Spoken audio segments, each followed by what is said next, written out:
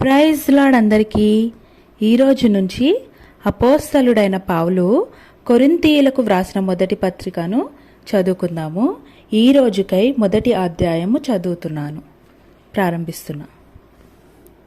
దేవుని చిత్తము వలన యేసుక్రీస్తు యొక్క అపోస్తలుడుగా నుండుటకు పిలువబడిన పౌలును, సహోదరుడైన సొస్తెనేసును కొరింథీలోనున్న దేవుని సంఘమునకు, అనగా క్రీస్తు యేసునందు పరిశుద్ధపరచబడిన వారై పరిశుద్ధులుగా ఉండుటకు పిలువబడిన వారికిని మనకును ప్రభువుగా ఉన్న మన ప్రభువైన యేసుక్రీస్తు నామమున ప్రతి స్థలములో ప్రార్థించుచున్న వారికందరికీ శుభమని చెప్పి వ్రాయునది.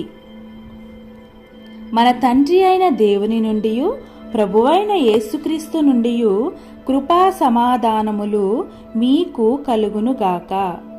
క్రీస్తు యేసునందు మీకు అనుగ్రహింపబడిన దేవుని కృపను చూచి మీ విషయమై నా దేవునికి ఎల్లప్పుడూ కృతజ్ఞతాస్తుతులు చెల్లించుచున్నాను.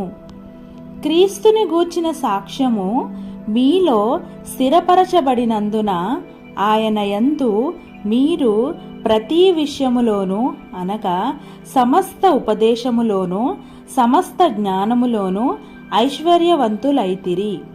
గనుక ఏ కృపావరమునందును లోపము లేక మీరు మన ప్రభువైన యేసుక్రీస్తు ప్రత్యక్షత కొరకు ఎదురు చూచుచున్నారు. మన ప్రభువైన యేసుక్రీస్తు దినమందు మీరు నిరపరాధులై ఉండునట్లు అంతము వరకు ఆయన మిమ్మును స్థిరపరచును. మన ప్రభువైన యేసుక్రీస్తు అను తన కుమారుణ్ణి సహవాసమునకు మిమ్మును పిలిచిన దేవుడు నమ్మతగినవాడు. సహోదరులారా, మీరందరూ ఏకభావంతో మాటలాడవలెననియు, మీలో కక్షలు లేక ఏక మనస్సుతోనూ ఏక తాత్పర్యముతోనూ మీరు సన్నద్ధులై ఉండవలెననియు మన ప్రభువైన యేసుక్రీస్తు పేరట మిమ్మును వేడుకొనుచున్నాను. నా సహోదరులారా, మీలో కలహములు కలవని మిమ్మును గూర్చి క్లోయే ఇంటివారి వలన నాకు తెలియవచ్చెను.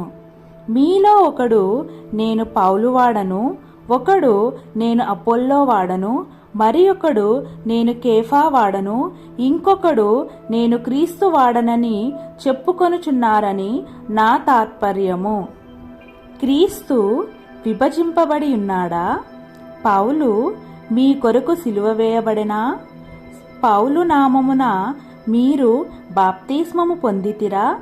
నా నామమున మీరు బాప్తిస్మము పొందితిరని ఎవరైనను చెప్పకుండునట్లు క్రిస్పునకును గాయికును తప్ప మరి ఎవరికిని నేను బాప్తిస్మం ఇయ్యలేదు. అందుకై దేవునికి కృతజ్ఞతాస్తుతులు చెల్లించుచున్నాను. స్టెఫను ఇంటి వారికిని బాప్తిస్మం ఇచ్చితిని, వీరికి తప్ప మరి ఎవరికైనాను బాప్తిస్మం ఇచ్చితినేమో నేనెరుగను. బాప్తిస్మం ఇచ్చుటకు క్రీస్తు నన్ను పంపలేదు గాని క్రీస్తు యొక్క సిలువ వ్యర్థము కాకుండునట్లు వాక్చాతుర్యము లేకుండా సువార్త ప్రకటించుటకే ఆయన నన్ను పంపెను. సిలువను గూర్చిన వార్త నశించుచున్న వారికి వెర్రితనము గాని రక్షింపబడుచున్న మనకు దేవుని శక్తి. ఇందు విషయమై జ్ఞానుల జ్ఞానమును నాశనము చేతును, వివేకుల వివేకమును శూన్యపరుతును అని వ్రాయబడి ఉన్నది. జ్ఞాని ఏమయ్యేను? శాస్త్రి ఏమాయెను? ఈ లోకపు తర్కవాది ఏమయ్యేను? ఈ లోక జ్ఞానమును దేవుడు వెర్రితనముగా చేసి ఉన్నాడు కదా. దేవుని జ్ఞానానుసారముగా లోకము తన జ్ఞానము చేత దేవునిని ఎరుగకుండినందున సువార్త ప్రకటన అను వెర్రితనము చేత నమ్మువారిని రక్షించుట దేవుని దయాపూర్వక సంకల్పమాయెను.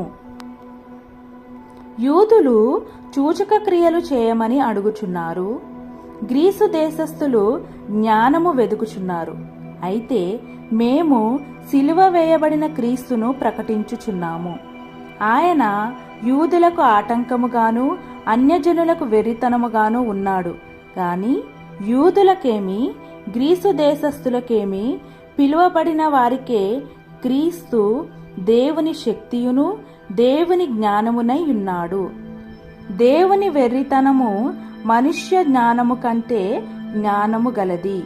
దేవుని బలహీనత మనుష్యుల బలము కంటే బలమైనది. సహోదరులారా, మిమ్మును పిలిచిన పిలుపును చూడుడి. మీలో లోకరీతిని జ్ఞానులైనను గనులైనను గొప్ప వంశము వారైనను అనేకులు పిలువబడలేదు గాని ఏ శరీరియు దేవుని ఎదుట అతిశయింపకుండునట్టు జ్ఞానులను సిగ్గుపరుచుటకు లోకములో నుండి వెర్రివారిని దేవుడు ఏర్పరచుకొని ఉన్నాడు. బలవంతులైన వారిని సిగ్గుపరచుటకు లోకములో బలహీనులైన వారిని దేవుడు ఏర్పరచుకొని ఉన్నాడు. ఎన్నికైన వారిని వ్యర్థము చేయుటకు లోకములో నీచులైన వారిని, తృణీకరింపబడిన వారిని, ఎన్నిక లేని వారిని దేవుడు ఏర్పరచుకొని ఉన్నాడు. అయితే ఆయన మూలముగా మీరు క్రీస్తు యేసునందున్నారు. అతిశయించువాడు ప్రభువునందే అతిశయింపవలెను అని వ్రాయబడినది నెరవేరునట్లు దేవుని మూలముగా ఆయన మనకు జ్ఞానమును నీతియు పరిశుద్ధతయు విమోచనమునాయెను. ఆమేన్. ప్రభువైన యేసుక్రీస్తు వారు ఈ వాక్యమును దీవించి మన